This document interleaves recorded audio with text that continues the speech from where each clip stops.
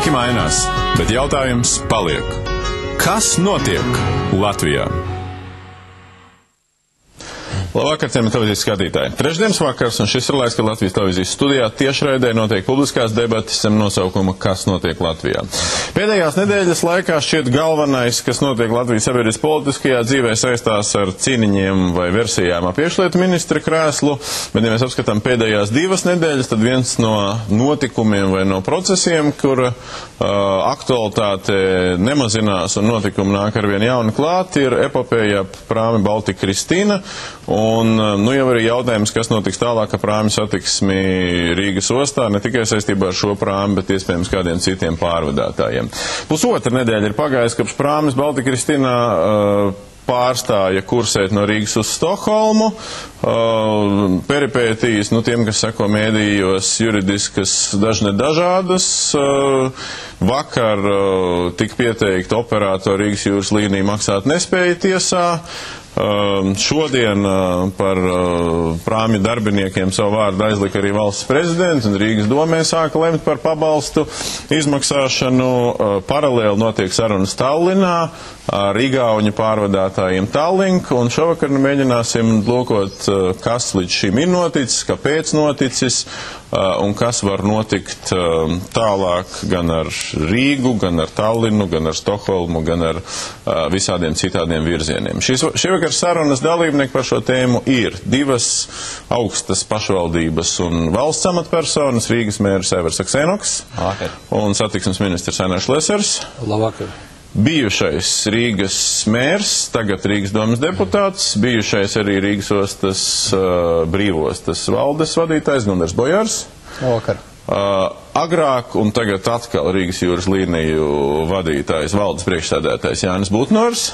Okay. Viņa priekštecis šajā amatā aizvadītajā un šajā gadā Rīgas jūras līnija bijušais valdes priekšsēdētājs Gatis Kamarūts.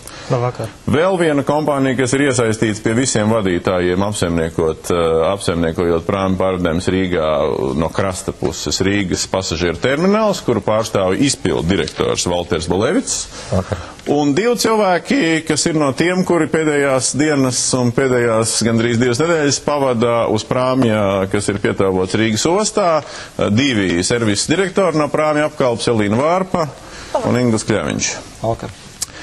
Jautājums ir gaužām loģisks. Pirmais, ar ko mēs arī sākam sarunu, kas tad ir noticis, ka mēs esam nonākuši līdz tik bēdīgam rezultātam. Telefona aptaujā jautājums būs gluži līdzīgs, kā mēs varam vērtēt Baltika Kristīna prāmi biznesu.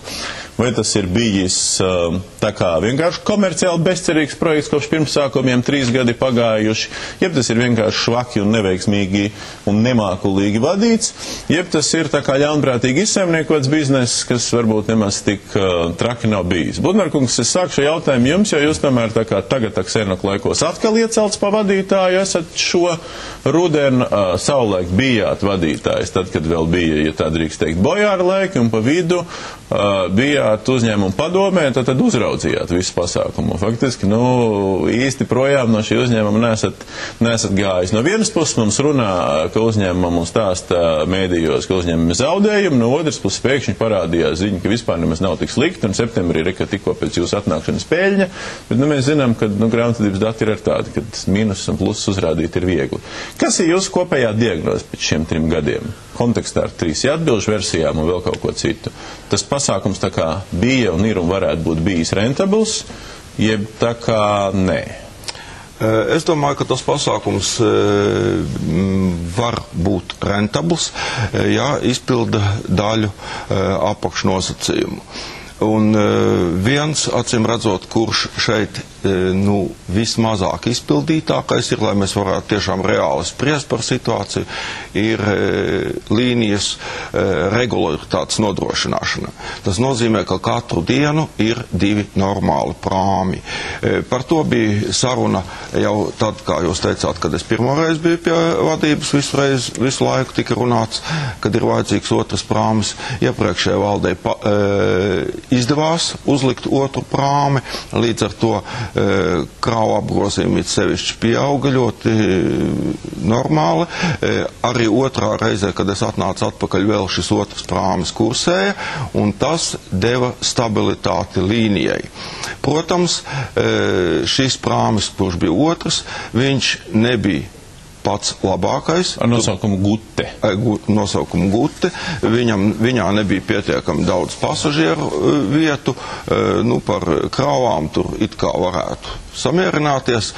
Ja būtu labāks prāmis, es domāju, ka šī līnija noteikti varētu labi strādāt, ka tas būtu ļoti labs biznes, tas nebūtu neveiksmīgs biznes, bet ja ir jāstrādā vienai pašai Kristīnai un ja jāiet katru otro dienu, es domāju, ka šis projekts ar plusu diez vai var strādāt. Aksenokungs, tātad, ja ir šāda versija, jūs esat Rīgas mēra amatā pusgadu un saņēmāt, mantojumu, kāda viņš bija, un faktiski šī pusgada laikā, tad ir jautājums, ka jūs gājāt vienu vai citu ceļu, un mēs pēc pusgada esam nonākuši tur, kur esam nonākuši. Jūsu koalīcijas partneri, oranžās krāsās vairāk krāsoti, kuri cits starp ar Andru Ārgalu priekšgalā šovakar nepagodināja mūs, un Andris Ārgals, es tā arī neesmu sapratis, kas viņam šovakar bija tik svarīgs darāms, lai viņš, būdams tas brīvās valdes priekšsēdis, ierastos uz šo raidījumu. Bet, lai viņš pats atbild kādreiz par to, viņi teica, ka tas ir bezcerīgs projekts. Kas ir jūsu spriedums? Vai jūs piekrītat Budnara kungam, ka tā kā viņš varētu būt bijis ar plusiem? Jebšu tomēr jūs arī sakat, ka nē. Jā, šeit ir jāizvērtē objektīva situācija. Es negribētu gluži piekrist Budnara kungam, ka tas varētu būt veiksmīgs bizness. Ja nebūtu šo parādu, kur tagad ir jāatmaksā gan pamatsumma, gan procenti, ja nebūtu iekrāto parādu apkalpotājiem, tad kuģis varētu strādāt pa nulēm, kā saka, jā, ar neitrālu rezultātu. Ja nebūtu parādu, nebūtu arī kuģi. Jā, bet kā ļoti izdevīgu biznesu to noteikti nevar saukt. Tas var būt zināms biznes tad, ja tā ir liela kompānija, kurai ir jau iestrādāts vārds, kā tas varbūt arī ir Tallinkam, kuram ir savu labu zinām pārstāvniecību Zviedrijā, ja tie tiešām ir vairāki kuģi, kas brauc. Ja paralēli tam ir labi norganizēts arī cits bizness, izklaides bizness uz kuģi, varbūt arī viesnīcu bizness krastā, tad kompānija var strādāt ļoti sekmīgi. Šai kompānijai strādāt bija grūti. Un tas arī bija tas galvenais iemesls, kāpēc mēs šobrīd izlēmām papildus līdzekļus šajā uzņēmumā neieguldīt. Jo tie līdzekļi pēc dažiem mēnešiem tieši tāpat būtu atkal novest līdz nulai un atkal būtu jārisina jautājumi. Jūs sakat, ka mēs nolēmām, un tas izklausās tā, ka tas būtu tāds plānveidīgs pasākums bijis, bet tas, kas notika, īstenībā nekas plānveidīgs nebija. Atnāk Pareks, iebliež prasību par nesamaksātiem rēķiniem pēdējos mēnešos, pasažieru termināls hrapts nobloķēja prāma visiem pasažieriem ostā, un iznāk liels skandāls starptautiskā mērogā. Vai nevarēja kaut kā no tāda scenārija izvairīties? Es domāju, šāds scenārijs lielā mērā bija seks tam, ka Budnara kungs gribēja izdarīt tā kā labāk un cīnījās tiešām līdz pēdējiem brīdim, lai kuģis varētu braukt. Jāsaka, turismu sezona tiešām tika pabeigta, cilvēki brauc līdz pat 15. oktobrim, un arī bija ļoti nopietna finanšu analīze, vai uzņēmums var, vai uzņēmums nevar turpmāk strādāt. Jaunā valde tam pievērš ļoti lielu uzmanību. Beidzot bija pieejami visi finanšu dati, kas agrāk nebija, un ļoti negribējās šo līniju pārtraukt. Mēs tiešām ticējām un cerējām, ka būs iespējams saglābt. Un tas jau laikam arī bija viens tas iemesls, kāpēc beigās tomēr iznāca šāda situācija, kad kreditori pēkšņi pieprasīja atdot savus parādus. Varbūt arī mazliet Budnara kunga optimisms šeit nostrādāja savu lomu, cerēja, ka varbūt šos parādus neatdos. Sakiet, tā tieši saucot lietas īstos vārdos un cilvēkus īstos vārdos. Te ir priekšteči jūsējie Bojāra kungs, te ir Kamarot kungs, kas ir Budnara priekšteči, vēl ir daži klāt nēsošie. Kas ir galvenais vainīgais, lai nebūtu noticis tas, ko jūs sakat, ka kaut kā pie kaut kādiem apstākļiem varēja tas viss strādāt? Pirmais, kuģi iegādi. Šobrīd neviens nevar atbildēt uz jautājumu, kāpēc kuģi vispār vajadzēja iegādāties, kāpēc kuģi nevarēja iznomāt, jo tas bija jauns, nezināms bizness ar ļoti grūti aprēķināmiem rezultātiem. Kuģi varēja iznomāt. Otrs jautājums, kāpēc kuģis tika iegādāts par pāris miljoniem dārgāk nekā šis kuģis maksāja reāli pēc tā laika ekspertiem. Un arī šobrīd mēs esam izdarījuši šim kuģim novērtējumu, ja parāds ir 7,7 miljoni, tā rezultātā radies, tad šobrīd kuģis tiek pēc pašiem optimistiskākiem vērtējumiem novērtēts kā 4,6 miljonu eiro. Tas ir ļoti veiksmīgi, viņi varētu pārdot. Tas ir pirmais. Otrais, tas ir absolūti nemākulīgs. Es gan domāju, ka tas nav vienkārši nemākulīgs, bet pat apzināti neveiksmīgs menedžments šajā uzņēmumā ilgu laiku, un ir tīpaši sākot no 2004. gada, kad tika izveidot šī otra kompānija, Rīgas Sea Line. Ko arī vadīja klāt esošais Gads Kamarūts. Jā, bija ļoti interesanta situācija. Bija dažādi īpašnieki. Rīgas Sea Line 100% gandrīz privātais īpašnieks, Spreševs kungs. Rīgas jūras līnijas mēs zinām no daudziem akcionāriem, kur lielā puse Rīgas pašvaldībai un Rīgas brīvostai, bet abos uzņēmumos ir viena un tā paša valde, viena un tie paši vadītāji. Un tad ir ļoti interesanti, ka tur, kur ir izdevīgi, tur ir Rīgas Sea Line, tur, kur ir jādara šis lielais darbs, tur ir Rīgas jūras līnijas.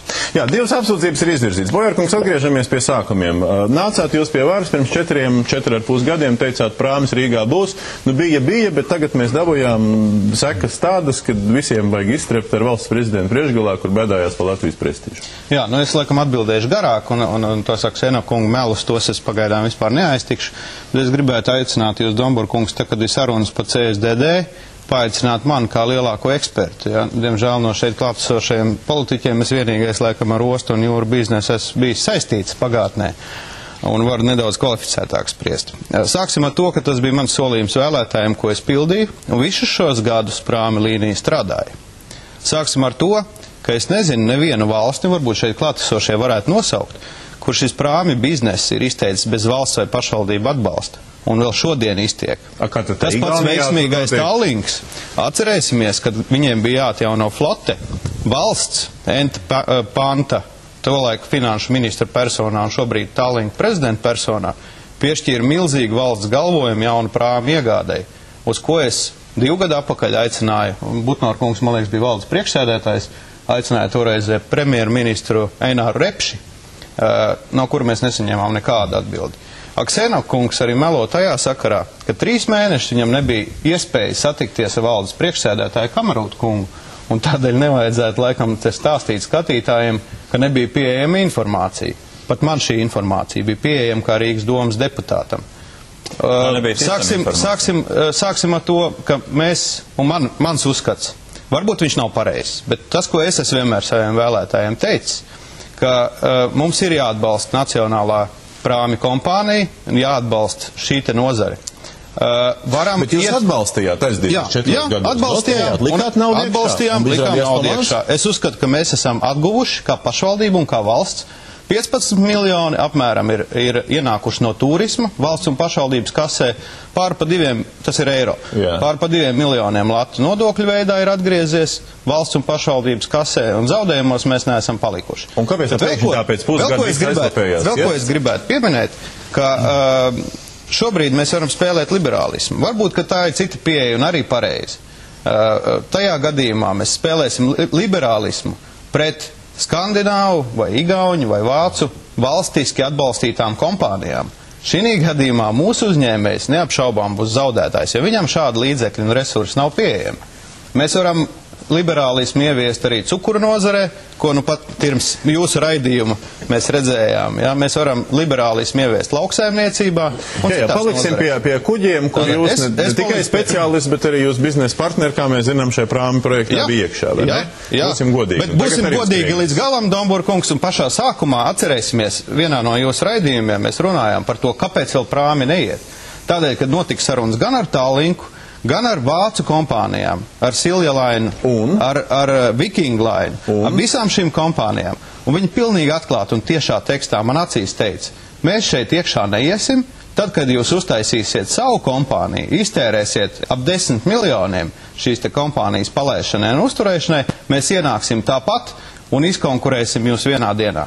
Nu, tas arī notiek, un patreizējā nemākulīgā domas vadība ir veiksmīgi. Nu, ko viņiem vajadzēja mākulīgi darīt tādu tagad šai pusgadā? Vēl grūst naudu tur iekšā? Es uzskatu, ka noteikti bija jāatbalsta nacionālā kuģniecība, tā kā to dara Skandināvi, tā kā to dara attīstītās valstis. Ko jūs sakat, Aksēna kungs, par šo versiju? Es uzskatu, ka tā ir ļoti demagoģiska runa, jo 4,6 miljonu lati ir zaudēti kopš šī kuģa darbības uzsākšanas. To ir sarēķinājusi valde, tur ir precīzi finansiāli aprēķini. 4,6 miljoni. Jā, tā ir visa rīdznieku nauda, Rīgas nodokļu maksātāju nauda. Un, ja runā par mūsu vadību, Bojārkungs, par mūsu iespējām iespēdot uzņēmumu, tikai pašās augusta beigās bija iespējams nomainīt šī uzņēmuma valdi. Jo ar mērķi kādu? Ar mērķi beidzot iegūt pareizo finansiālo situāciju. Jūs nepieņēmāt valdes priekšsēdētāju 3 mēnešus pabeigt. Tātad, septembra mēnesī kuģis praktiski strādāja, ja ne ar peļņu, tad vismaz pa nulēm vai ar ļoti minimāliem zaudējumiem. Tad, kad tas vairs nav turismam izdevīgs laiks. Vasarā, kad kuģis ir tiešām pilns ar cilvēkiem, pilns ar kravām, kuģis strādā ar zaudējumiem. Kā jūs to izskaidrosiet? Kā šādā situācijā var uzticēties valdei? Nē, jūs, protams, esat labāks ekonomists nekā es nestrīdēšos, bet kādēļ jūs 3 mēnešus nevarējāt valdes priekšsēdētāju pieņemt? Neskatoties to, ka viņš jūs 3 reizes rakstīja. Tā gan nav taisnība. Es ar Kamerautu kungu runāju apmēram mēnesi pusotru pēc tam, kad bija stājies amatā. Iesaistīsim Kamerautu kungu. Varbūt beidzot es varu kaut ko pateikt.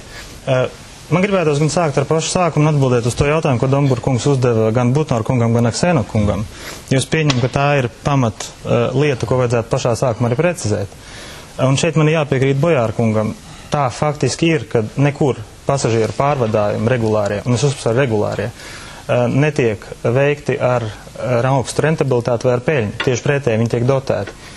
Tādā veidā tiek dotēti Norvēģi visas rēderejas, tādā veidā tiek dotētas tieši vai netieši Skandināvu rēderejas, jo mēs zinām, ka Skandlaina īpašnieki ir Dānijas valdība un Vācijas dzelzceļš, tieši tāpat tiek dotēti arī pārējās rēderejas. Nav tālu jāmeklē, ir Rīgas satiksme, ir autobus, ir pasažieru vilciens, kur tieši tāpat tiek veikt šādas dotācijas, kas veic analoģisku pakalpojumu tikai uz sauszemes. Labi, dotēt, jā, bet nu nevar jau dotēt jebkādu darbību, cik veiksmīgu, cik mākulīgu, cik vēl kaut kādu, par ko mums balso skatītāji, ka, draugi mīļie, jums priekšgalā ļaunprātīgi ir tas viss. Protams, ja mēs runājam tālāk par dotāciju apjomu, tad tas ir jānovērtē pašvaldībai, un tas ir tas jautājums, kas ir tik uzdots pašvaldībai pašā sākumā. Un te nu jāsaka ir tā, ka es piekrītu situācijai ļoti vienkāršai. Bojāra kungs atbalstīja šo biznesu, tā vai savādāk doma atbalstīja, vai tas atbalsts bija pietiekams un vai viņš bija pašā sākumā adekvāts un pareizs, to šobrīd ir ļoti vienkārši spriest. Tā brīdī bija zinām padomas locekļi, kur jāpieņem arī Butnora kungs bija padomē uz brīdi, kad tika iegādāts prāmis, un es pieņemu, ka viņš arī bija viens no tiem, kas arī sprieda par to, vai šādu vai tādu prāmi vajadzētu. Viņam partijas disciplīna drusku arī jāievēro, ne? Es pabeigšu līdz galam.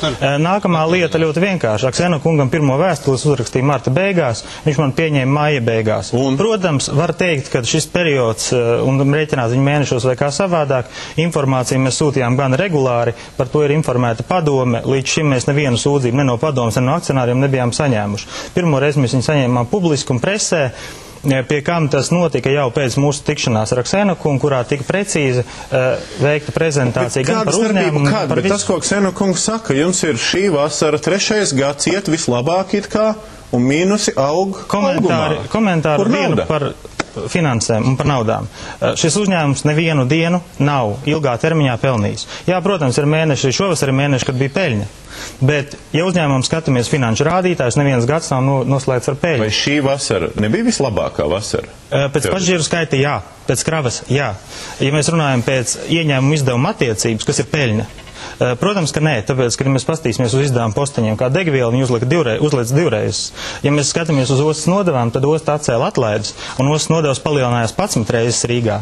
Tā kā, ja mēs, mīļie cilvēki, runājam par peļņu uzņēmumu vai par rentabilitāti, tad nevajag aizmirst arī to, ka bez ieņēmuma daļas vēl pastāv ir izdevuma daļa. Aksēna kungs, jums jāpaturpina par tām finanšu versijām, ko jūs teicat, kādas ir analīzes un kur tur, kas tur, kā tur ir plūdis vai neplūdis, cik pamatoti. Jā, par šo otro kompāniju runājot. Tātad ar ko Tad nedarbojās. mums jāsaprot, ka tad Butnora kungs un Gavarot kungs ir vadījuši vienu akciju sabiedrību, kas saucās Rīgas jūras līnija, un tad ir otra sīka, kas saucās Rīgas ielēna. Rīgas ielēna, tāda paša nosaukuma, tikai angļu valodā. Un šai kompānijai bija kuģis Gute, vairāk kravas kuģis, kurš pārvadāja kravas, tātad izdevīgāko daļu no šīs satiksmes. Pie tam Rīgas ielēna bija uzņēmusies visu šo daļu, kas saistīts ar kuģu fraktēšanu, ar pasažieru biļešu tirzniecību. Ja? Un jūsu versija, ka caur šo kompāniju, kas lēnām vairs nav Rīgas jūras līnija, nekāds nemēģis uzņēmums, caur šo kompāniju nauda aizplūst tālē zilajās. Tas tā būtu tā tiešām ļoti prasti sakot, tas pilnīgi noteikti nav tā tik vienkārši, bet tas, ka pārdodot biļetes tiek ļoti liels procents, nemaldos 17% no biļetes cenas palika Rīgas silēna īpašumu, tātad kontā. Arī izdevīgākie pārvadājumi, protams, tad, kad varbūt kravas nebija, bija iespējas viņas novirzīt uz šo Rīgas silēnu. Tāpatās arī daudzas citas lietas, par kurām šobrīd ir pat grūti spriest. Te ir viena un tā pati valde, viņai ir ļoti ērti sadarboties. Bija vēl trešā kompānija, kur bija Zviedrija, arī Rīgas silēna izveidot kompāniju 100%, viņai piedaroša Zviedrijā, kas arī nodarbojās ar pārstāvniecību Stokholmā. Komentēšu. Pirmām kārtām Rīgas silēna ir izveidota 26. augustā ar Rīgas jūras līnijas padomas lēmumu. Padomas locekļi Spriševskis Aleksandrs, Vjačeslavs, Juris Šabašovs, Jānis Butnors un Andris Amerikas. Tiek izveidots meitas uzņēmums. 2004. gada. Jā, 26. augustā. 100% pieder Rīgas jūras līnijām. Tālāk, 22. oktobrī, tad, kad ir tikko nofraktēts kuģis, pati padome, tādā pašā sastāvā, lem par faktu, ka pat cik viņi nav gatavi investēt naudu kuģī, kas ir nepieciešama apgrozāmiem līdzekļiem, kā mēs zinām, tā ir degviela, tas ir visas ostas nodevs, viss pārējais, pat cik arī šis kuģis nesņēma nekādas atlaides no pirmās dienas. Tāpat padome nolem, ka 90% no kompānijas vajadzētu pārdot kompānija Astramar, par cik viņi ir gatavi investēt. Pie tam Astramar, kā viens no Rīgas jūras līnijas akcionāriem, informē visus pārējos akcionārus, tā skaitā Domi un Brīvostu, par faktu, ka ja vienā dienā Rīgas jūras līnijas vēlētos atgriezt savu daļu, tad viņi ir gatavi pārdot atpakaļ šī uzņēmuma kapitāla daļas. Jā, es tālāk iedošu papīrus, ja jūs kāds gribēsiet apstīt. Iedodas Butnoram kungam interesē. Ja papīrus mēs pētam ļoti labi. Kamēr dod tos papīrus, drīkst es vienu vārdu, ja? Kad tajā laikā, kurš bija domas priekšsēdētājs, tad, kad izlēma šo kuģi nodot... Bet jūs redzat, tur bojās nav parakstīts. Šajā pašā sastāvā neiznāks, te ne visi uzvārdi. Restīvi, jūs sakat, ka jūs nepiedalījāties pie tā lēmuma. Pie pārdošanas daļas jūs nepiedalījāties, bet pie pārējiem lēmumiem tātad tur ir jūsu paraksts. Pie dibināšanas ir jūsu paraksts. Protams. Tālāk skatāmies, 23. decembris, jūsu paraksts šeit ir. Tiek pieņemts lēmums par to, kad slēgt Zviedrijas filiāli un nodot aģentēšanā abiem kompānijām Rīgas silēna un Rīgas silēna AB minēto kuģa. Labi, bet tie ir lēmumi par status. Jautājums tālāk, kas tiek darīts? Tālāk, kas tiek darīts? Šobrīd Rīgas silēna nebār. Es varbūt pabeigšu, kas tiek darīts. Nē, paga. Tas ir visnotaļ skaidri un gaiši. Ksenoks izvirzīja apsūdzību. Vai es drīkst pabeigt? Un man liekas, ka tagad tiesa lems. Vai es drīkst pabeigt līdz galam? Jautājums ir vienkārši. Rīgas silēna nav maksāt nespējīga atšķirībā no Rīgas jūras līnijām. Pēdējais stāsts. Reku ir akts par savstarpējo norēķinu salīdzināšanu grāmatvedības, ko parakstīs Butnora kungs un Rīgas jūras līnija grāmatvedis uz 31. augustu 2005. gadu, kurā viņš apstiprina, un tātad viņš ir iepazinies ar datiem, ko viņš ir parakstījis, es tā pieņemu, kad Rīgas jūras līnija parādā Rīgas silēna 288 000 latu, kur pamat daļu sastāda Rīgas silēna iemaksa Rīgas jūras līnijai kā avans maksājumu.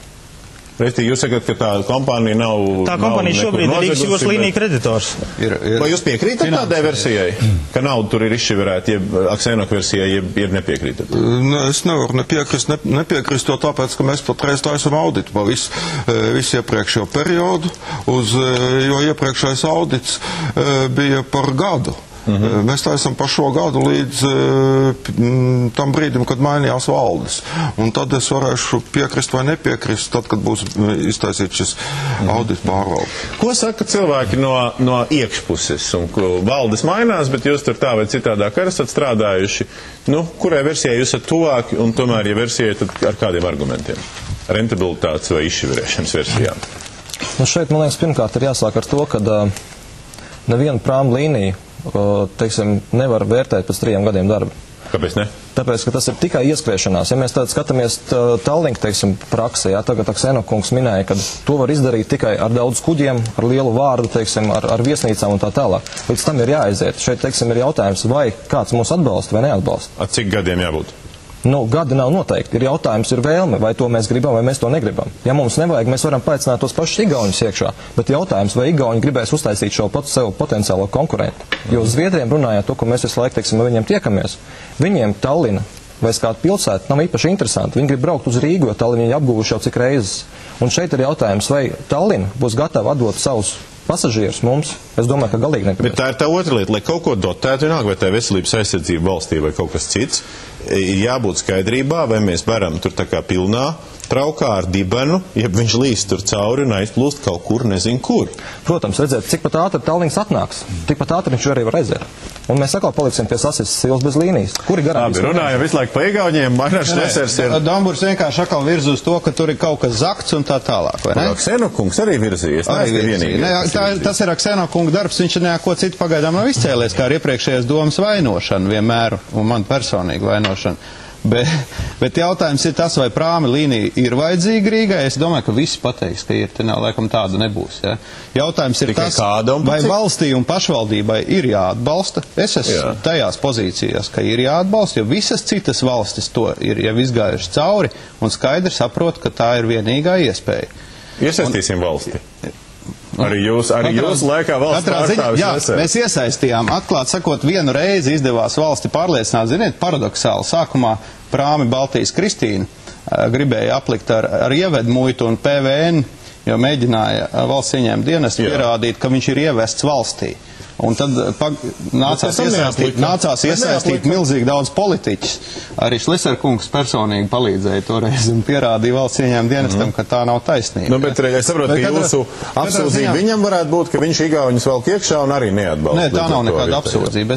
Es domāju, ka tās divas dažādas pieejas un ir divi dažādi valstu modeļi. Viens modelis - pilnīgs liberālisms, kad jebkuram ir brīvi ieeja tirgu. Mans viedoklis, ka mums ir jāatbalsta mūsu nacionālais uzņēmējs, jo viņam vairāk nav uz ko cerēt. Šleserkungs, par Tallinku atbalstu jūs runājāt jau pirms tam vēl, kad varas mainījās Rīgā.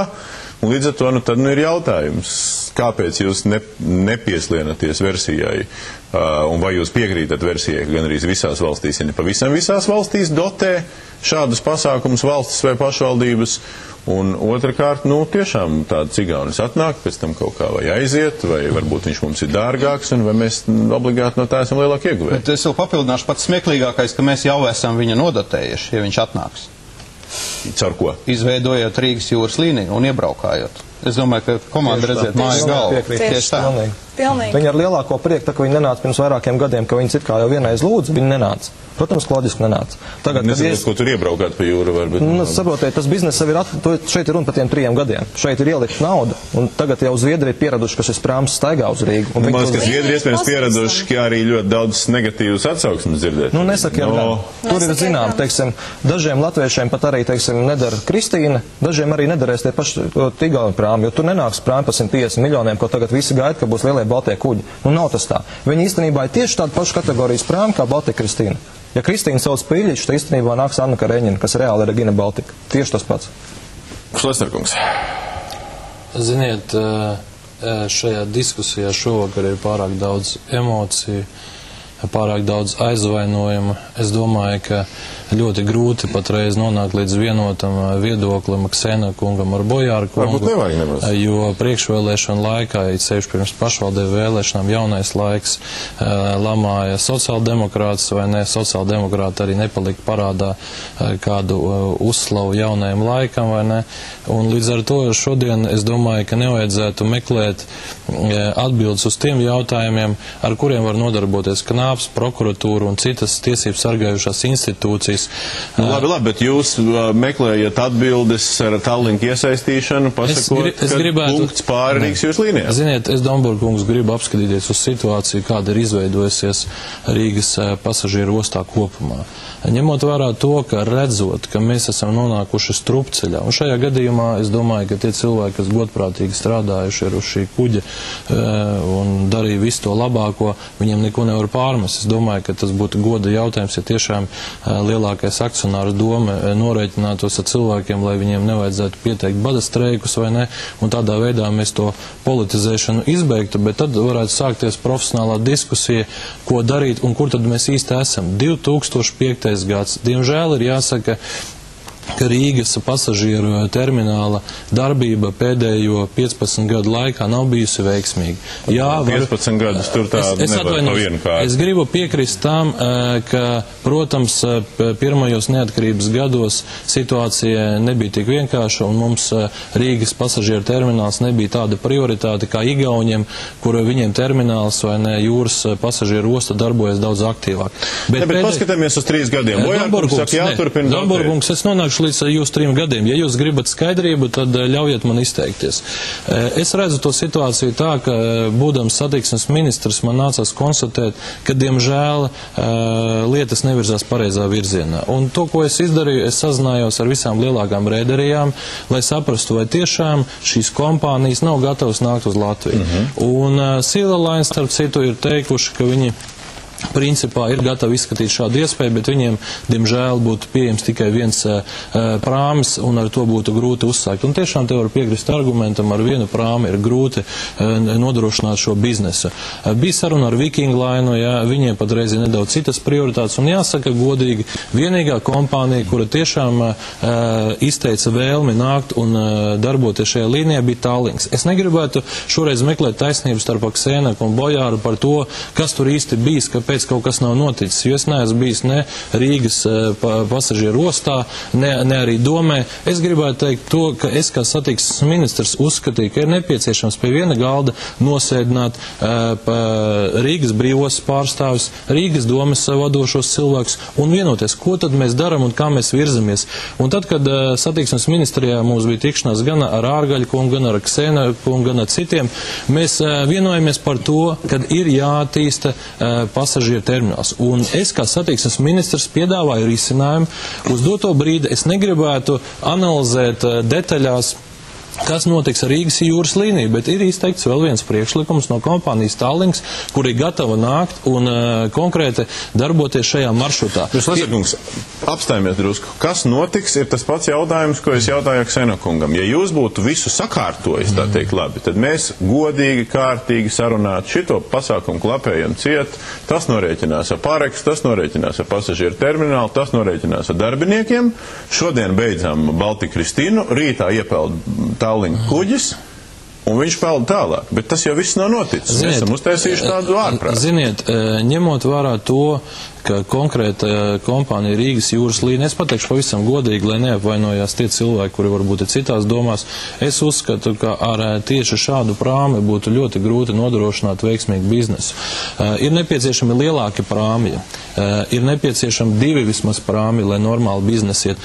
Un tā viena no galvenām lietām, kas neizskanēja, kas saka no citiem cilvēkiem, kas šodien izteicās, ka ir nepieciešams profesionāls akcionārs. Un šajā gadījumā es domāju, ka tieši akcionāra vaina ir bijusi viena no lielākajām, kurš nespēja profesionāli tiešām pieņemt lēmumus, kā attīstīt Rīgas jūras līniju.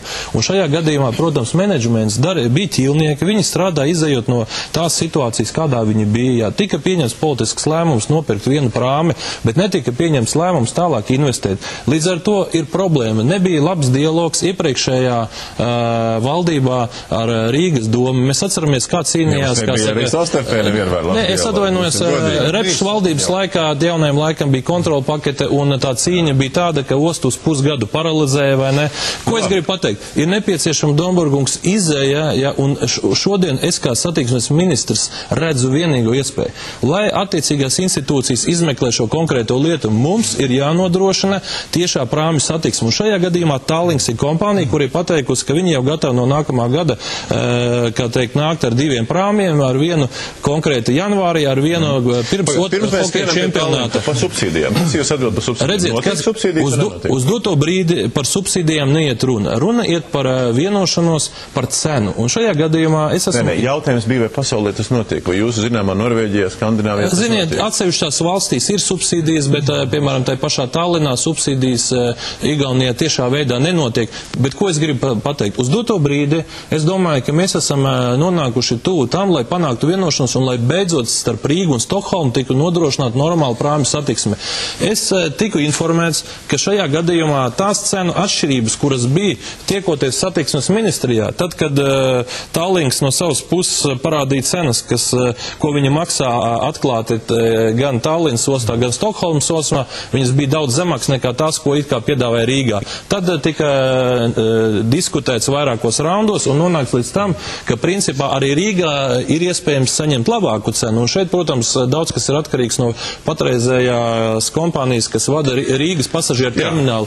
Un es gribu pateikt to, uz doto brīdi mēs esam tik tuvu, lai šī vienošanās tiktu panākta, vai ne, lai beidzot šis bizness sāktos. Kas attiecas par Rīgas jūras līniju? Atgriezīsimies pie diskusijas formātu, jā. Es gribēju pieminēt arī vienu tādu interesantu lietu, ka viena iespēja gan mums ir palaist garām, te tieši attiecībā par to, ko teica Šleserkungs, varēja veidot sadarbību starp Rīgas jūras līnijām un Tallinku. Varēja veidot šo sadarbību, un tad tas, ko teica Bojārkungs par šīs līnijas iebraukšanu, mums ir daudz domstarpības, bet tajā es tiešām piekrītu Bojārkungam, ka līnija ir iebraukta. Kāpēc neizveidojās? Tāpēc, ka Tallinks nevēlējās šīs sarunas, un šeit tiešām arī Šleserkungam varbūt ir jautājums, kāpēc mēs šo iespēju palaidām garām. Jo sarunas bija ilgi. Ļoti laba doma pareizi Aksēno kungām, un pagājušā gada decembrī Tallinks izteica piedāvājumu Rīgas jūras līnijām kļūt par akcionāru. Bet man liekas, ka viņi ļoti pareizi uzminēja, kas Latvijā notiks. Kā tas vienmēr notiek. Bija etanols, pirmo reizi tika izgudrots un palaists projekts Latvijā. Šobrīd Latvijā viena rūpnīca knapi strādā, Igaunijā 10. Igauņi vienkārši lēkā aiz prieku un aiz sajūtu. Bet kam bija jānotiek? Kas bija jādara Šleserkungam? Jāvad par to, ka mēs vēl līdz šim nevaram naftas atradnes sākt apgūt, jo dalām savstarpēji jau pierāda. Bet kas bija jādara to Tallinku? Kas bija jādara to Tallinku? Mums vajadzēja visām valsts institūcijām nevis rūpēties par savu pogu spodrināšanu vienam otru apkarot, bet kā Šleserkungs vienreiz pareizi Īrijā, man liekas, valsts vizītē teica, ka īri ir mācējuši sanākt visi kopā, visi politiķi, un vienoties pa valstī svarīgām lietām. Ko vajadzēja darīt ar Tallinku? Decembrī. Ko?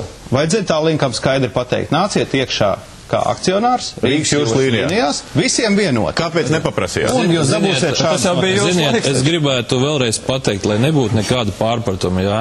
Ar tādu prāmi rentablu biznesu uztaisīt nevar, ja, un nevajag sevi mānīt. Un šajā gadījumā, ja mēs runājam par šīm izmaksām, es gribu pateikt, no kā sastāv šīs izmaksas. Tās sastāv ne tikai no tekošām izmaksām, tas sastāv arī no menedžmenta. Un kā mēs zinām, lai reāli samazinātu izmaksas, ir nepieciešams palielināt apgrozījumu, kāpēc Tallinks var darboties veiksmīgāk šajā konkrētajā līnijā starp Baltijas valstīm un starp Skandināviju nekā Rīgas jūras līnija. Tikai tāpēc, ka viņiem ir daudz prāmju, tāpēc, ka viņiem ir, kā teikt, pavisam savādāka sistēma, viņiem ir tiešām šis vārds arī Skandināvijā, vai ne, un viņi daudz profesionālāk strādā. Un mūsu galvenais uzdevums patreiz ir atrast izeju, kādā veidā mēs varam nonākt līdz tam, lai šis biznes beidzot tiktu izveidot. Bet šajā uzdevumā investēja valsts, dodot milzīgas valsts galvojums jaunprāmi būvniecībai, par ko mēs starp citu Šleserkungu vienu brīdi mēģinājām runāt. Mēģinājāt, bet neesam neko sarunājuši. Sēžam peļķē tur, kur sēžam. Šeit vienkārši es klausos, ja cilvēki visu laiku lielu Tallinku. Viņi var, mēs nekad nevaram. Tas nozīmē, ka mēs vienkārši vai nu esam garīgi vienkārši atpalikuši reāli, ka mēs nevaram tādu biznesu pavilkt, vai kas te notiek reāli. Ir vienkārši normāls jautājums. Pie tam Tallink nāk iekšā. Noteikti, kad arī ne pie tās pašas ostas un pie tās piestātnes, kur mēs patreiz stāvējām. Ir savi nosacījumi, kas būvēs terminālu un par kādu naudu. Un kāpēc to neizdarīja mūsu laikā, kamēr mēs strādājām? Tieši tā, kāpēc Tallinks šitā nepazemosies savos pasažieros, tā kā mēs bijām. Izstāstiet tā saprotamā formā, par kādu terminālu ir un kas kam būvēs. Kad prāms nostājās pie Rīgas pasažieros, kas jau tā vairāk izstāst pēc kioska nekā pēc ostas, salīdzinot ar Tallinku. Mēs nolaižam rampu un laižam cilvēkus ārā pa Kardeku, tur, kur stāv mašīna, reāli iziet ārā no garāžas. Tallinks pie šādiem apstākļiem, zinot viņus kā konkurences, mēs viņiem izpētījuši līdz visām niansēm. Viņi nekad pie tādiem apstākļiem klāt nenāks. Jautājums, kas viņiem šos apstākļus nodrošinās un par kādu naudu, un ja, teiksim, to darīs Latvijas puse, tad kāpēc to neizdarīja mūsu laikā? Jā, iesaist Rīgas pasažieru terminālu pārstāvis. Kas to darīs un kāpēc jūs neizdarījāt līdz šim? Jo tiešām pirms pāris gadiem mēs sēdējām šeit pašā studijā, un Butnerkungs bija un Barjerkungs bija, un stāstīja toreiz, ka cilvēki līst un apsnieg, un viņiem nav nodrošināt normālie kuģi, un kā nebija, tā nav. Jā, nu šeit būtu jāsāk, ka jau pāris gadus, manuprāt, jau notiek tikai papīra bīdīšana pa kantoriem. Ja naudas skaitīšana? Nē, pa naudu citu runu, bet tīri, lai uzbūvētu jaunu, modernu terminālu, tā kā to visi grib. Jo tiklīdz tu gribi kaut vai iedzīt simbolisku mietiņu, tev vajag 24 parakstus. Un? Tallinā vajag 5. Papa, bet kas pasažieru terminālam pa problēmu ar tiem parakstīm un lietām? Kaut problēma pasažieru termināla vietā, varbūt cilvēks pat nav informēts. Tiklīdz kā parādījās projekts par jaunu pasažieru terminālu, jaunais laiks izgudroja likumu par Rīgas vēsturisko centru un šo teritoriju iekļāva.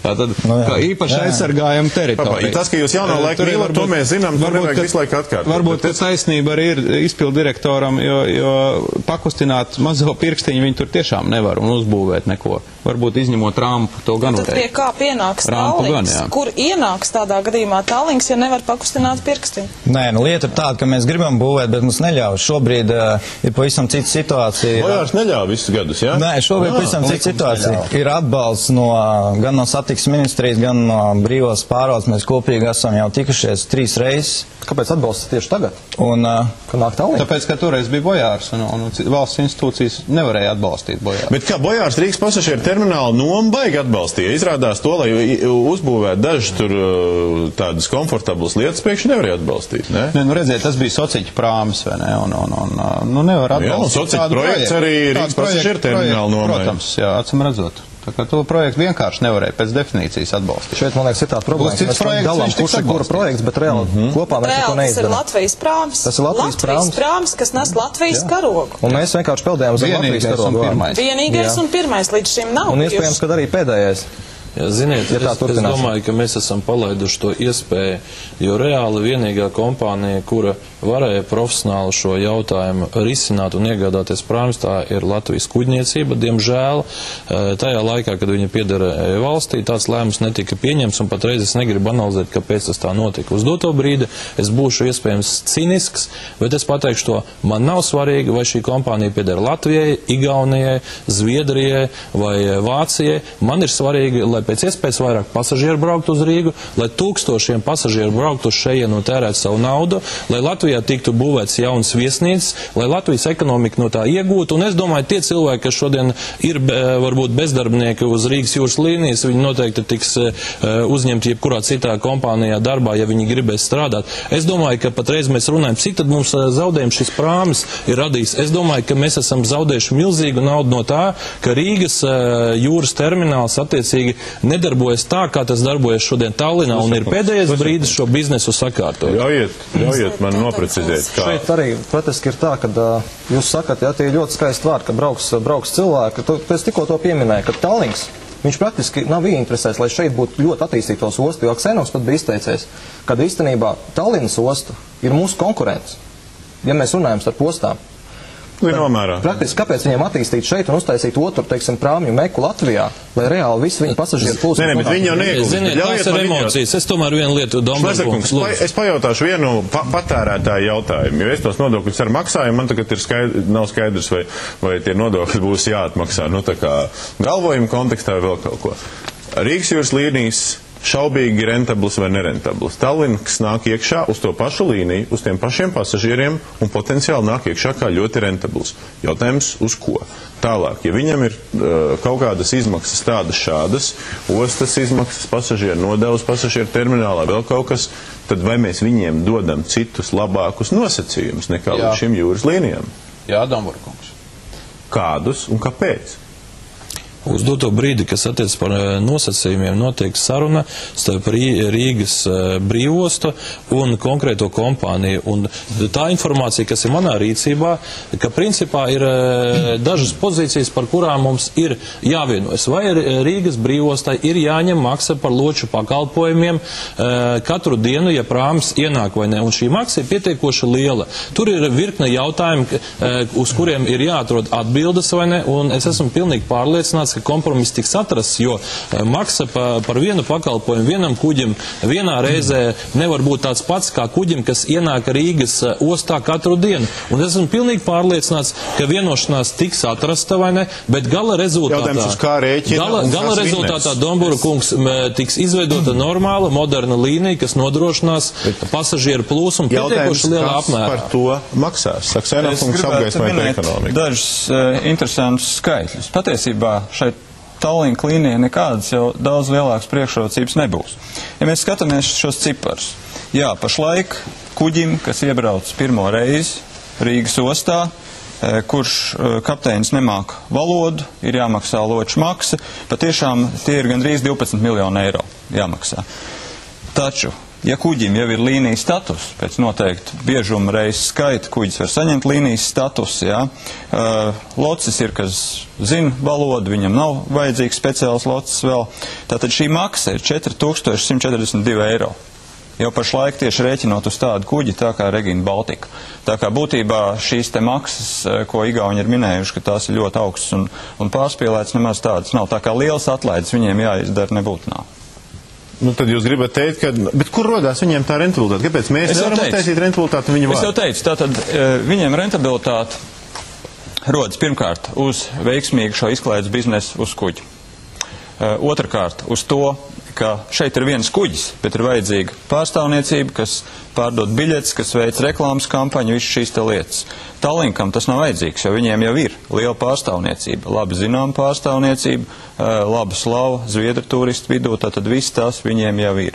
Un tie ir tie galvenie momenti. Tas vienalga ir bijis ieguldījums, kas jāatpelna apakaļ, nu taču nebūsim naivi, nu. Jā, bet tas ir ieguldījums, kas ir izdarīts sen, un šobrīd no tā var gūt atdevi. Doborkungs, tā ir liela kompānija uz doto brīdi, un viņiem šajā gadījumā tās izmaksas, kuras ir jānes Latvijas kompānijai, viņiem nav jānes tādā formā, jo viņiem uz doto brīdi prāmi ir daudz vairāk. Nu, tas tā kā ar Dalkiju, kas privatizēs Rīgas siltumu. Nē, Doborkungs, ziniet, es gribu pateikt vienu lietu. Ja jūs atvērsiet vienu tirdzniecības centru, jā, un jums būs jānodrošina pilns profesionāls menedžments, tas viens centrs nevarēs strādāt tik efektīvi, kā ja jums būs 5 vai 10 centri. Un tieši tas pats ir šajā konkrētajā biznesā. Un viena lieta, Domburkungs, cik konkrēti uz šī prāmja Rīgas jūras līnija bija pasažieru vieta? Viņi nāk ar lielākiem prāmjiem. Līdz ar to, teiksim, tā komanda, kas nodrošinās darbību uz šī jaunā prāmja, viņa spēs apkalpot daudz vairāk pasažierus, kā rezultātā ieņēmumi par vienu braucienu.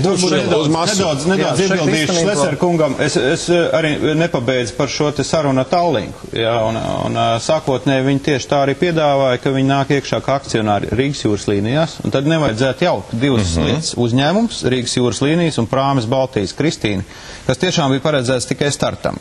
Un nomainīt šo prāmi ar kādu jaunāku, jau modernāku prāmi.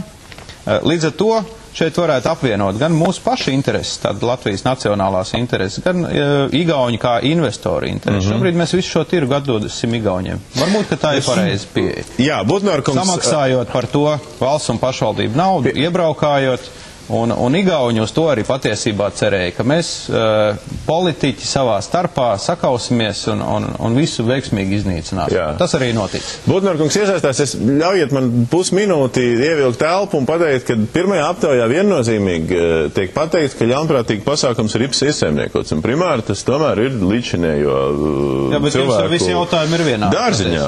Nē, viņi nav. Ir vienādi. Faktiski vienā variantā, jā, tur pietrūks daži iespējami atbildi. Labi. Paskatīsimies otru atbilžu variantu, kas ir ļoti pretējs. Otra aptauja būs par to, kas mums ir jāizvēlēs. Vai mums ir jāizvēlās Tallinks vai kāds cits prāmis, ārvalstu prāmis, vai mums ir jāsaglabā Baltika Kristīne, vai mums ir, trešais variants ir ierakstīts kā cits Latvijas firmas prāmis, pēc brītiņa mēs redzēsim to nosaukumu, kāds pasažieru prāmis vajadzīgs. Ar domu pat, ja Baltika Kristīna aizpeld uz Dienvidu Koreju, bet atbrauc kāds cits prāmis šeit, bet mēs paliekam pie tā, ka tā ir Latvijas firma, nevis Tallinks. Budnorkungam vārds.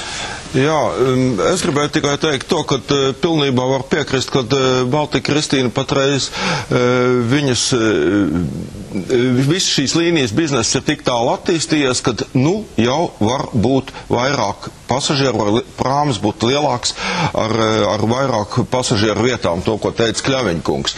Un es gribēju tikai atgādināt par tiem projektiem, par kuriem mēs it kā runājam, kad bija doma, vajadzēja atbalstu. Es negribu galīgi, man neinteresē, kurš šeit vainīgs, kurš šeit nav vainīgs, bet gāja runa par diviem konkrētiem kuģiem un par konkrētiem laikiem.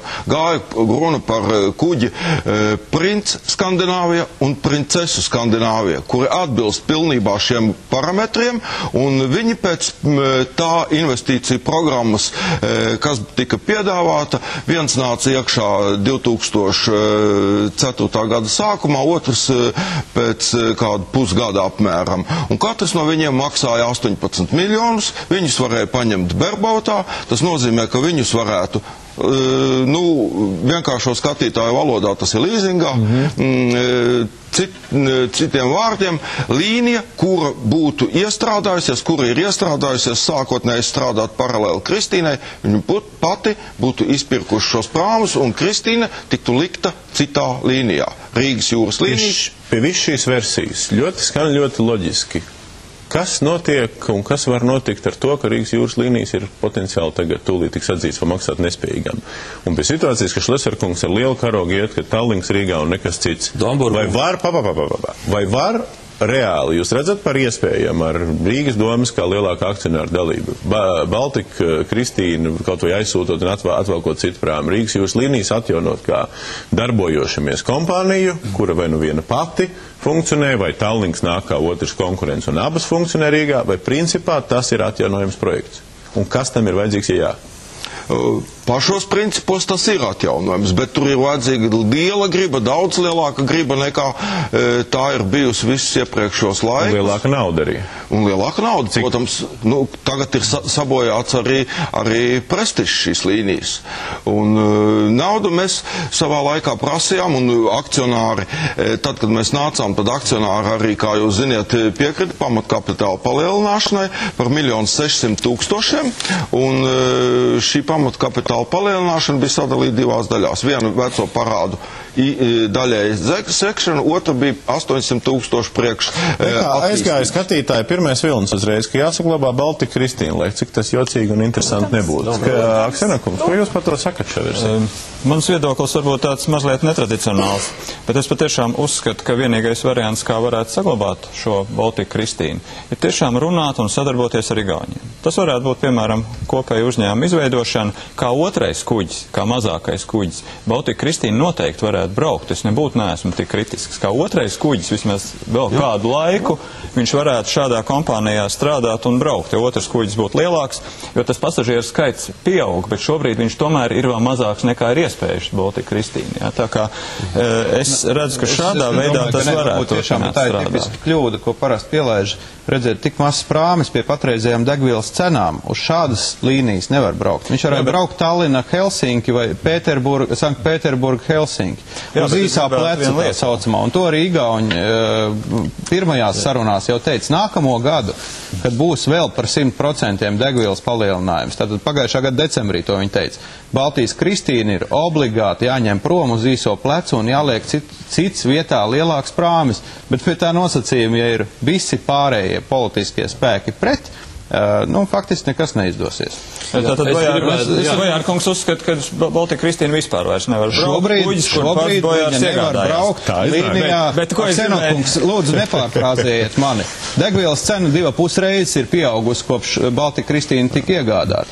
Tātad šeit pavisam cita ekonomika. Viņi vairs nevar braukt līnijā. Nevar, tāpēc, ka Igauņi tur zemāks. Viņi nevar braukt līnijā Tallina, Helsinki. Atgādināt, ko mēs vēl šeit neesam pieminējuši. Mēs neesam pieminējuši, kas tad tagad ar Baltika Kristīnu tālāk notiks. Tātad Baltika Kristīna visdrīzāk pāries Rīgas brīvostas pārziņā. Un kaut kur šis kuģis arī būtu jāizmanto, būtu kaut kādā veidā jāmēģina šis kuģis tomēr atpelnīt.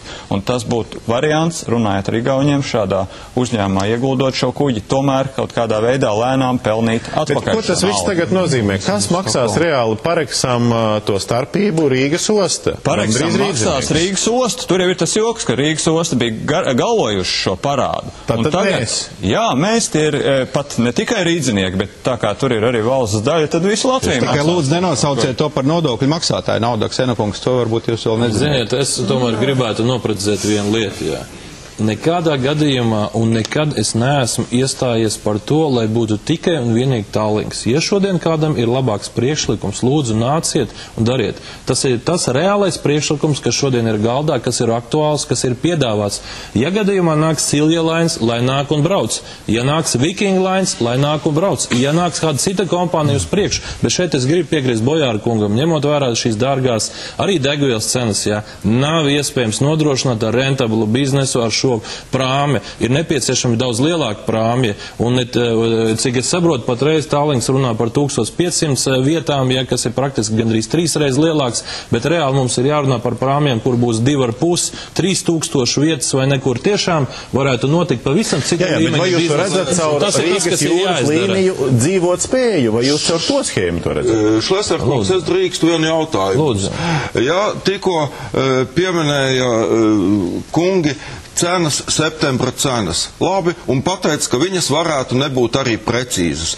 Ja pie septembra mēnesī, neturisma mēnesī, kad pasažieru tiešām bija tikai puse no iespējamiem, ja šis prāmis strādāja vienalga, neskaitīsim plusu, bet mazu mīnusu. Tad kāpēc šis prāmis teoretiski nevar būt ekonomisks? Ziniet, es gribu pateikt vienu lietu. Man pārmeta, ka es taisos iznīcināt Nacionālo aviokompāniju Air Baltics. Jā, kad es teicu, ka ir jāatver tirgus, jāpalielina konkurence, viss teica, ka es iznīcināšu lidos.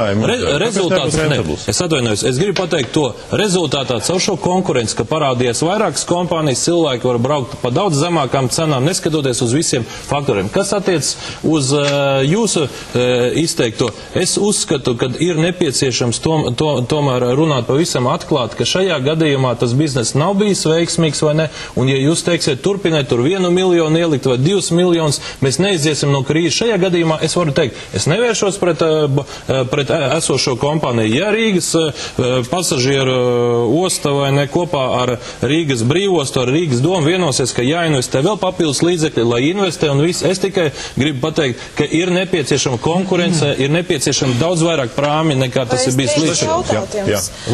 Šajā jūs teiktajā es saskatu tādu kā, jūs nosaucat visas populārākās raiderreizes šajā jūs teiktajā, bet nekur es nejūtu jūs teiktajā to, ka vajadzētu tomēr to darīt pašiem. Kaut kā tomēr atrast šo iespēju Rīgai, Latvijai braukt šajā līnijā.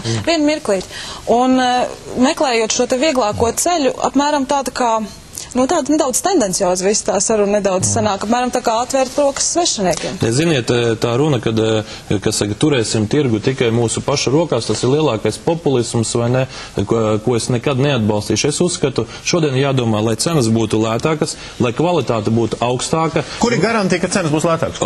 Es gribu pateikt to, ka mums pie tā jāstrādā šodien nekur. Es kā satiksmes ministrs neesmu pateicis, ka mums ir jāizver tirgus citām kompānijām. Es tikko jums pateicu, ja nāks citas kompānijas, ir jālaiž, lai konkurē, jo tikai konkurencei viņi var piedāvāt. Un ja gadījumā būs 3...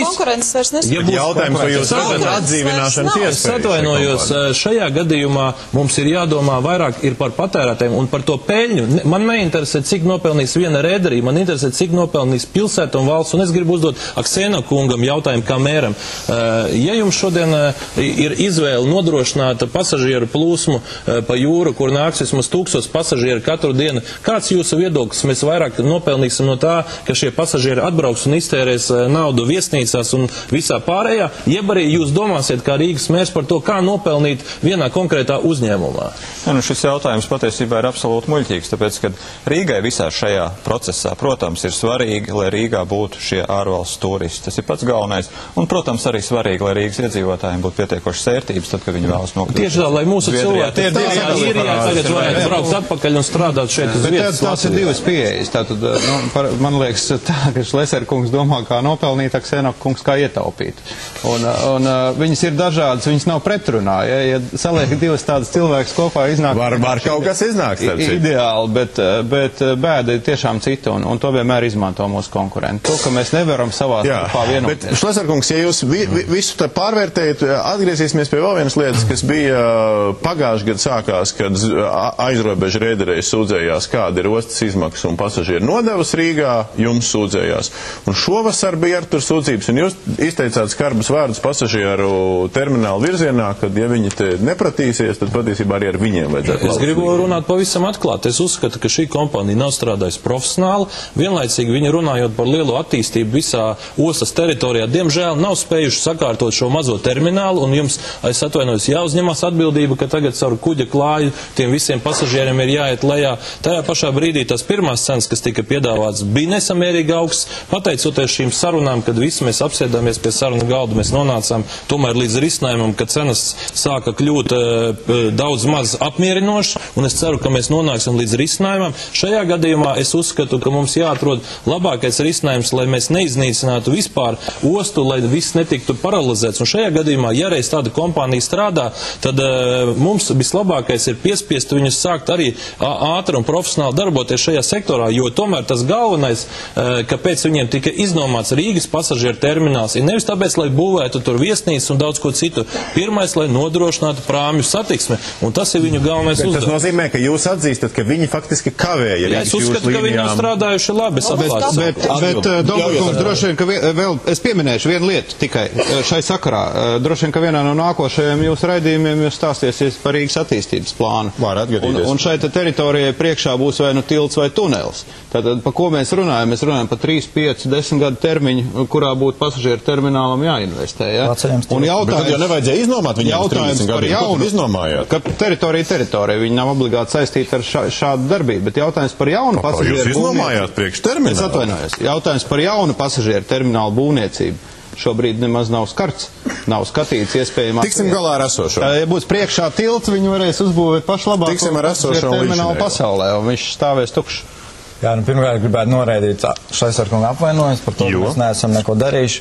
Visi plāni par šīs visas zemes un termināla attīstību ir sen jau gatavi. Viņi visi ir uz papīriem. Reāli būvēt nevaram.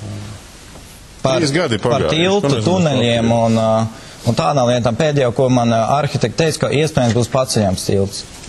Iespējams. Ne, tas štruns, bet 3 gadi nekas nevis. Mēs runājam par to, kas nav noticis. Nevis par to, ka būs paceļams tilts. Tagad investēs uz 30 gadiem. Sapņu pilis, kas bija zīmēts, jā, viņas uz papīriem ir bijuši daudz gadu garumā. Tikai mans pārmetums, es atvainojos nevis tāpēc, ka jūs kaut ko neesat paspējuši uzbūvēt, jā. Runiet par esošo terminālu, lai būtu cilvēciski apstākļi pasažieriem nokāpt no kuģa, ja tās ir minimālās investīcijas, kuras jūs, diemžēl, neesat nodrošinājuši. Šobrīd sarunās ar Tallinku. Mēs arī kopīgi ar es ceru, ka beidzot jūs to izdarīsiet. Paldies. Jā, lūdzu. Un cerams, jā, tiešām līdz 14. novembrim, ka būs jau konkrēts jau uzmetums papīriem. Jā, bet jūs atzīstat, ka jūs to, diemžēl, neesat izdarījuši līdz šim? Nē, es neatzīstu, un es pilnīgi norādīju. Tā jūs esat izdarījuši, tur ir trapi, skaisti, cilvēki var nokāpt zolīdi, vai ne? Tas ir aptuveni vairāk kā 1 miljonu lati investīcijas. Nu, bet jūs paņēmāt to, lai operētu, tāpēc jūs negribējāt investēt, lai nodrošinātu cilvēkiem cilvēcīgus apstākļus, par ko šodien te daudz ir izteikušies. Uz Katijas sērka regati, kad atnāca, mēs ieguldījām savus līdzekļus vairāk kā 1 miljonu latu. Neviens negribēja ieguldīt. Neviens neatradās, kurš vēlētos ieguldīt par māti, jūs par meitu, un mēs nevaram vienoties. Mēs uzcēlām jaunas piestādes, pontons, visu izdarījām. Pasažieru termināls ir vienmēr bijis slikts, nekad nekas netiek darīts. Bet varbūt tas priekš Tallinka būs, bet tad varbūt ir priekš visiem pārējiem. Priekš Tallinka vai Viking Line tur nav tik liela starpība, jo, kā Šaisarkungs viņš pareizi teica, tirgus ir atvērts, un Tallinka viņi ir gatavi nākt, un mēs šobrīd diskutējam, un mums ir bijis 3-pusējas tikšanās. Turklāt dubultīgas, un mēs esam bijuši arī ar tehniskiem direktoriem no mana termināla Tallinā un iepazinušies ar visu šo situāciju. Ko tas nozīmē, ka jūs šobrīd mazināsiet cenas, ko maksās Tallinks par Rīgas pasažieru, nekā tās cenas, ko maksā Rīgas jūras līnijas? Šobrīd, ja mēs runājam par maksām, tad ir jāizdala, ka Rīgas ostas maksa ir un ir termināla maksa, respektīvi manas kompānijas maksa. Rīgas ostas maksa ir jau šobrīd zems. Tas ir viens no zemākajām Baltijas jūras reģionā. Par ko es pirms brīža minēju tieši no un tās spekulācijas, kas bija sākumā, ka ienākot Rīgas ostā, ka arī šeit ir jāmaksā tur 9 miljoni un Tallinā 1 miljons, tas ir pilnīgs absurds. Mums pirmajā tikšanās laikā Tallinka visu stādīja priekšā mums tās papīras, kuri informējās ieguvuši no aģentiem, no kaut kādiem pastarpinātiem kanāliem. Bet jūs neaizstāvat ostu, jūs pastāstat jūsu maksas. Un jā, un par mani kompāniju maksas šobrīd tika iesniegt viņiem 3 dažādi atlaižu varianti. Viņi to izskatīja un viņi... Respektīvi, atbilde ir pagaidām pozitīva un... varianti lētāki nekā līdz šim Rīgas jūras līnijām. Jā, tie būs lētāki. Ko arī gribējāt dzirdēt? Jā, vēl? Man ir jautājums kā Šaisarkungam. Ja mums ir Tallinka, kad mēs varam gaidīt, ir kaut kāda konkrēta termiņa, kad būs konkurence Tallinkam? Jūs pieminējāt Viking Line un tā tālāk, jo šeit runāja no pasažieru viedokļa. Tagad man, kā rīdziniekam, varbūt ne kā, teiksim, prāņu pārstāvjiem, ja? Bet kā rīdziniekam, man vismaz ir 2 varianti. Man ir Rīgas prāms, man ir Igaunijas prāms. Tagad, ielaižot Tallinku un nebūtam viņam neviena konkurence pretī, vienkārši Tallinks diktē cenas, kā viņš grib. Jūs pieminējāt Air Baltica strādā. Rīgas jūras līnijas vairs nestrādā. Konkurences nav. Jautājums bija uzdots man, un es pateikšu, ka šajā gadījumā jūs uzdevāt jautājumu, kad būs konkurence. Es sazinājos ar visām rederijām, un visām ir izteikts priekšlikums. Šajā gadījumā nāks viņas vai nenāks, tā ir viņu izvēle, ja visām ir iedots priekšlikums. Tas nebija tā, ka ekskluzīvi ar Tallinku notika kādas diskusijas. Silja-Lines ir informēts par to, ka mēs esam aicinājuši viņus, un mēs gaidām viņus. Viking laiks arī tiek, kā saka, aicināts. Un šajā gadījumā atbildi ir tikai no Tallinka, tas nozīmē. Vai nebija saprātīgāk saglabāt Rīgas jūras līniju kā konkurentu Tallinkam? Es nekad neesmu tagad vērsies, lai kāds kaut ko tur iznīcinātu Rīgas jūras līniju. Es vienkārši esmu teicis, ka mani neapmierina tikai to, ka ir viena kompānija. Šajā gadījumā lēmumu par to, kad vajag apstādināt darbību, ir pieņēmusi patreizējā Rīgas ostas vadība, nevis es kā satiksmes ministrs. Bet neizskatās, ka jūs cenšaties atjaunot to darbību. Butnorkungs. Es gribētu teikt par biļešu cenām, Šlesarkungs izteicās, ka būs lētāk pasažieriem un viss. Biļešu cenas rēķinās pēc sekojoša principa. Skatās, kādas cenas ir konkurentam. Un attālumu šī gadījumā no Rīgas līdz Tallinai jāpavada ceļā ar automašīnu un 5 stundas un benzīns plus. Mēs skatījāmies ļoti daudz, kādas cenas ir Tallinkam. Tagad, ja atnāks Tallinks uz šejieni, Tallinks rēķinās pēc Tallinka. Tad nu gan mēs varēsim sagaidīt ļoti lētas cenas. Būs jākonkurē ne tikai ar Tallinu, bet būs jākonkurē arī ar aviāciju. Uz doto brīdi gan Air Baltics ir samazinājis cenas, gan Ryanairs ir iespējams uz Stokholmu aizlidot pa 15 latiem. Tā kā šajā gadījumā konkurence, diemžēl, būs krietni lielāka nekā tā ir. Jūs varat garantēt, ka Tallinkam būs lētākas cenas nekā Baltikas? Es gribu teikt to, ka šodien cilvēkiem ir izvēle, kā nokļūt līdz Stokholmai, un viņi var lidot daudz lētāk nekā braukt ar prāmi. Un šajā gadījumā prāmju biznesa nav saistīts tikai un vienīgi ar pārvietošanos. Es atvainojos, prāmju biznesa ir saistīts tas, kas te ir izskanēts, ar izklaidi, ar labu laika pavadīšanu uz konkrētā prāmja, nevis tikai ar to lētu biļeti. Pārvest lidmašīnu. Kā lūdzu? Ja es gribu aizbraukt ar mašīnu uz Stokholmu. Es nerunāju par mašīnu, es domāju, ka lielākā daļa cilvēku šajā gadījumā grib nokļūt konkrēti Stokholmā. Ne, bet tas ir turismu veids ar mašīnu. Es zinu, kāpēc arī Kamarot kungs var apstiprināt, ka mūsu garāža, kas atrodas uz otrā, trešā, ceturtā klāja, viņi vienmēr ir pilna bet Ksenoka kungs, Ārgaļa kungs, par Baltika Kristīna, vai varbūt viņi investēs kā akcionāri. Ja es kā satiksmes ministrs neesmu akcionārs. Jā, Kamarot kungs ilgi netiek pie vārda. Jā, es gribēju papildināt, tur jau sen atpakaļ skanēja lietas, un viena no pamatlietām, kas ir un ko es gribētu pateikt. Ja Baltika Kristīnai un Rīgas jūras līnijām būtu bijis tāds atbalsts, kāds Šlesar kungs sniedza šī gadījumā Tallinkam, gan sarunās ar ostu par cenām, gan sarunās ar pasažieru terminālu, tad un mēs būtu saņēmuši atbalstu no domes, mēs varētu runāt par veiksmīgu biznesu. Ja mēs saņēmām to, ko mēs saņēmām, es varu godīgi pateikt, diemžēl Baltika Kristīna saglabāt neizdosies, jo tie bija Tallinka vārdi, kad mēs pašiem šo prāmi pārdevām, un šī prāmi ekonomika, mēs zinām, gaužām labi. Tā tiešām ir paškritikas dvēsma. Es saprotu visu cieņu, ka jūs no sula biznesa nācāt un no sula biznesa apakaļ aizgājāt, jā? Bet, varbūt ar to menedžmentu un marketingu pieredzi šai pārādēm biznesā viss nebija kārtībā. Varbūt mums pietrūkt drusku un jums tā skaitā un vēl vienam otram pieredzes. Katrā ziņā tas, ko mūsu rezultāts ir, tad jūlijas un augusts ir 2 labākie mēneši, kādi ir bijuši šai līnijai jebkad. Diemžēl nav strādājis. Un tas ir pasažieru skaits, un tas ir krāva, un tas ir pasažieru transports. Labi, mūsu laiks lēnām tuvojas beigām, mums ir jāmēģina izdarīt kaut kādu secinājumu. Mēs no publikas puses redzējām, ka viņi tur aizdomās tos, kas ir darījuši līdz šim kaut ko ļaunprātīgi, un tas ir no esošās varas atkarīgs, vai kāds identificēs visos auditos ļaunprātības vai neidentificēs, jo pretējā gadījumā tā ir tikai dūmu aizsega pūšana. Otra lieta, publika saka, ka viņiem patīk Baltika Kristīna, varbūt pateicoties arī subjektīvajam faktoram, ka tā apkalpe ir diezgan bēdīgā situācijā. Labi, tad kas ir scenārija? Un Šlesarkungs gan daudz šeit argumentē par to, kam ir jānotiek un kas var notikt. Mēģināsim uzbūvēt katru savu scenāriju un argumentus un atstāt viņus viens otram, teiksim, tādai publiskai vērtēšanai tālāk. Kas varētu un kam jānotiek? Šeit pateikt to, ka ir ļoti daudz resursu, uz ko varētu uzcelt. Jo ir jau tagad 3 gadu laikā pirmkārtām ir personāls, ir jau radušies profesionāļi šajā biznesā. kas nebija 3 gadu atpakaļ, vispār nebija neviena, un neviens nezināja, ko darīt. Ir kaut kāda pamatne jau, pieredzes pamatne, kas gan ir ļoti maza, bet viņa reāli ir. Un šeit jau it kā ir kaut kāda pamatne, ko varētu būvēt. Protams, to nevar izdarīt bez valdības atbalsta, nekādā ziņā. Un šeit ir jāsaprot, ka te nav runa vairāk, vai tas, kuram tas bizness pieder, bet reāli vai tas pieder Latvijai, vai tas pieder Igaunijai. Šeit ir jāspēj tādā līmenī. Nu jā, un tas vairs nav atkarīgs no tā, vai jums samaksā 200 lati, ko mēs tā, sociālo jautājumu neaizskārām šai sarunā, vai jums samaksā pabalstus, un vai jūs tur badojaties, nebadojaties, vai visu pārējo, vai ne? Tas vairs no tā nav atkarīgs. Jūs esat tā kā apmierināti ar to, ko Rīgas doma šodien ir nolēmusi vismaz finanšu komitejas līmenī, ja jūs tur turpināsiet par kaut ko citu cīnīties? Es domāju, ka kuģis turpinās cīnīties. Ar 200 latiem, skatoties proporcionāli, kādu sastāv algas parādi. Patreiz aiziet atpakaļ uz kuģi un pateikt cilvēkam, viņš atgriezās pie ģimenes ar 200 latiem. Tas ir ļoti grūti. No vienas puses, saprotu, šī vakara morāli jūs sakat Rīgas domē, ejiet jūs ar visiem 200 latiem no kurienes. Es tā negribu teikt. Ir ļoti labi, ka ir laba vēlme it kā. Jā. Bet tas nepietiek. Nē, bet no sērijas dodiet vairāk un runāsim arī par, kā saka, kompānijas turpmāko dzīvot spēju. Tādi morāli. Protams. Morāli ir tāda, ka kompānijas dzīvot spēju vajadzētu būt. Un Budnarkungs būtībā uztur kaut ko līdzīgu.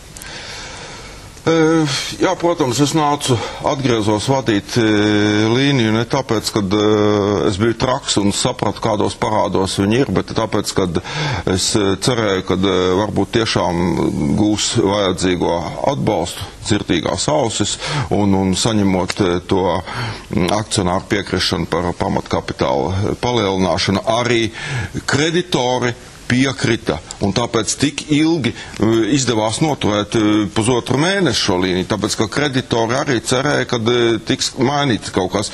Diemžēl kreditori nesagaidīja visu akcionāru lēmumu, bet noreaģēja uz pirmo jau, kas tika pieņems 14. 15. Pirmais, kas noreaģēja, bija pasažieru osta. Ātri noreaģēja, jāsaka, vai ne? Pārāk. Jūs paliekat pie versijas, ka jūs viņu sūdzēsiet tiesā par to, kā viņi noreaģēja un aizturēja prāmi? Es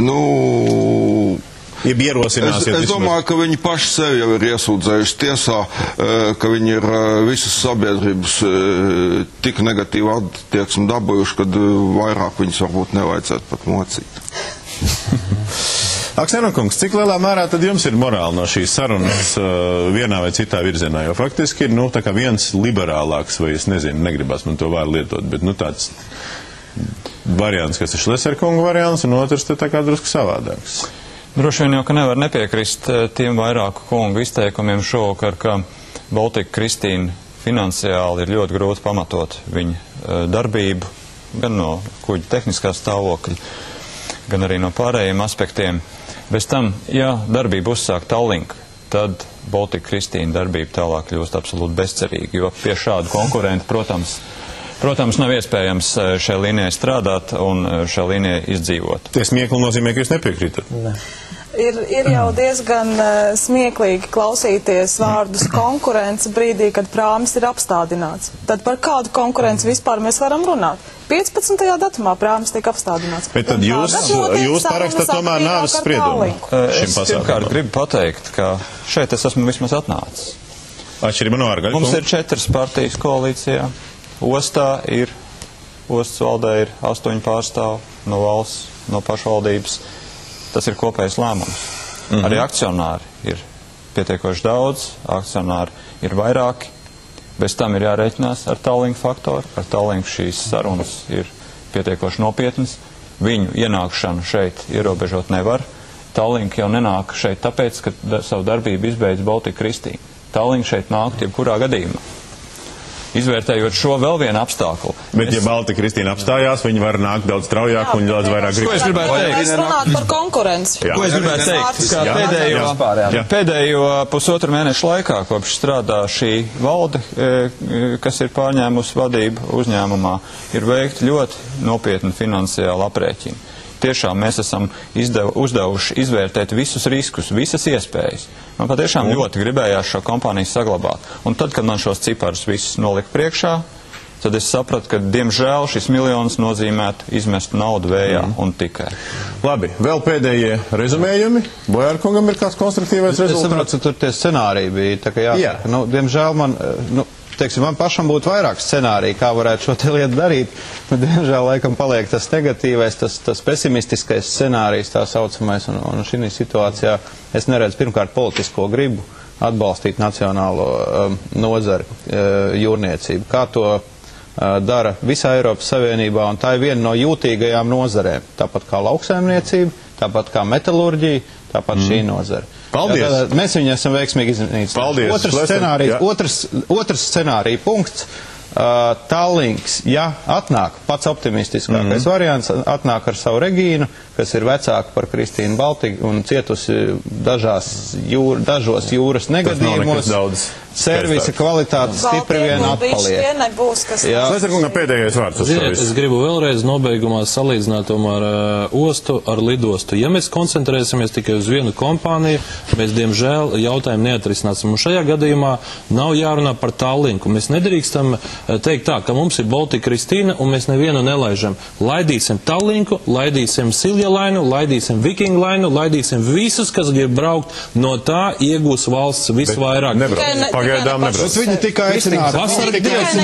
Pasargi Dievs lūdzu, lai nāk nacionālie uzņēmēji, lai investē, lai attīsta to visu. Bet šajā gadījumā es varu pateikt pavisam atklāt, varbūt es būšu nepopulārs, bet Rīgas doma, diemžēl, nav bijusi labākais akcionārs, jo viņi nav profesionāļi, un šajā gadījumā, es domāju, tā izgāšanās ir notikusi. Es gribu, lai turisti Latvijā būtu pēc iespējas vairāk, un lai mūsu cilvēki, kas tagad aizbraukuši uz Īriju, Lielbritāniju, uz Vāciju, atbraukt un varētu strādāt šeit Latvijā, lai būtu ekonomiskā izaugsme, un to mēs varam panākt tikai caur to, ja Latvijā brauks nevis 100 pasažieru dienā, bet 1000, 2000 vai 3000. Es vienu pozitīvu lietu arī gribu pateikt. Es uzskatu, ka šī investīcija vienalga bija veiksmīga, jo 4 gadu atpakaļ neviens negribēja nākt uz Rīgu, un šobrīd Rīgas doma ir nobruģējusi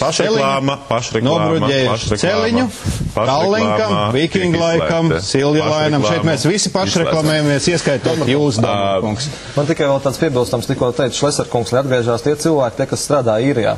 Nu, viņiem vispār uzreiz var pateikt, ir kur atgriezties. Tā ir viena cilvēku, teiksim tā, komanda, kas patreiz ir strādā, kas strādā Latvijā un zem Latvijas karogu. Tā, par ko mēs tagad runājam? Kāpēc tie cilvēki brauc uz Īriju strādāt? Jūs paliekat Latvijā un tagad sēžat uz kuģa un gaidat savus algus?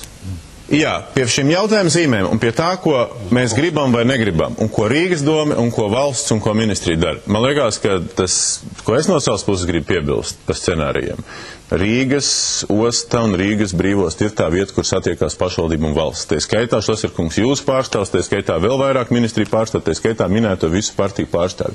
Es domāju, ka tas svarīgais šobrīd būtu tomēr, ka šī Rīgas osta, ostas valde Ārgaļa kunga vadībā nāk klajā ar pietiekam publisku, skaidru, atbildīgu izvērtējumu, argumentētu, ekonomiski balstītu priekš Rīgas, pasažiera, darbinieku un vēl priekš kaut kā, lai pateiktu, kāpēc mēs darām tādu scenāriju un pie tam kādi mums ir 2 vai 3 scenāriji un kāpēc mēs izvēlamies šo. Tas būtu tāds aicinājums kopīgi, ja drīkst no manas puses. Paldies par šo sarunu. Paldies skatītājiem par balsojumu. Skatīsimies, nu cik patērētāji vai lietotāji to ņem vērā. Turēsim jūs pie vārdu, ko jūs te esat teikuši, un turēsim tos vārdus uzmanības lokā, kas ir skanējuši mūsu ēterā. Mēs noslēdzam mūsu raidījumu atkal ar vienu mazu sižetu par šodien tik aktuālo iekšlietu ministra tēmu. Tāds mazs veltījums atceroties vienu sarunu, kur iepriekšējais iekšlietu ministrs runāja par to, kas notiek iekšlietu resorā, un tāds atklāts jautājums iespējamam iekšlietu ministram raidījuma noslēgumā. Jaunā diskusijā mēs tiekamies atkal šajā pašā vietā, šajā pašā laikā pēc nedēļas. Vislabāk!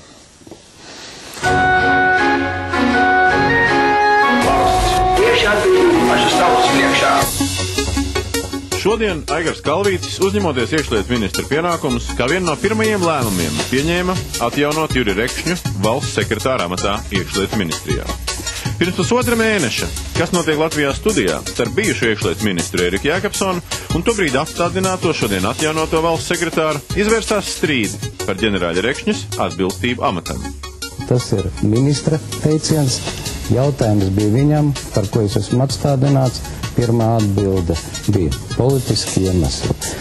Es neesmu politiķis, politiski man nevar atstādināt. Rekšņa melo ministra kungs vai nemelo, ka viņš saka, ka jūs esat tā teicis?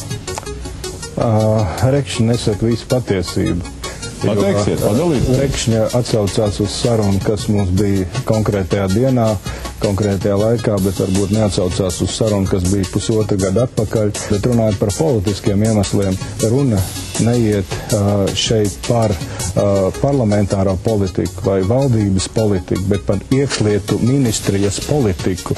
Jo iekšlietu ministrija pēc savām funkcijām, viņas politika nosaka cīņu pret noziedzību, valsts drošību un visas viņas pamatfunkcijas, kas ir divreiz vairāk nekā jebkad agrāk ierakstīts valdības deklarācijā. Un ja iekšlietu ministrijas politika netiek realizēta un īstenot, un ja vadošie iekšlietu ministrijas administratīva aparāta darbinieki, arī valsts policijas aparāta šo politiku nespēja efektīvi realizēt, bet taisn otrādi ir šajā pašaizsardzības, pašattaisnošanās, paštaisnības režīmā, tad mans uzdevums ir vienkārši darīt, lai šī politika tiktu realizēta. Un, diemžēl, mēs nonākam pie šīs te politikas realizācija ir mainīt valsts sekretārs. Tas, ka ir iespējams. Un mans, jā, tas bija viens no mans lēmumiem, un šobrīd es domāju, ka ir jābūt jaunām valsts sekretāram. Mums radās konflikts pār, pirmkārt, šo reorganizāciju, un tālāk dabīgi to, ka es sapratu, ka ministram ir uzlikts uzstādījums, jebkuriem veidiem mani nomainīt. Kas tagad notiks Latvijā? Ja iekšlietu ministra amatā nāks cits pirmās partijas politiķis, viņam būtu skaidri jāpasaka. Vai nu tiek turpināta partijas biedra attieksme pret ģenerāli Rekšņu, vai nu ministri mainās un viņu attieksmes mainās, bet valsts sekretārs paliek.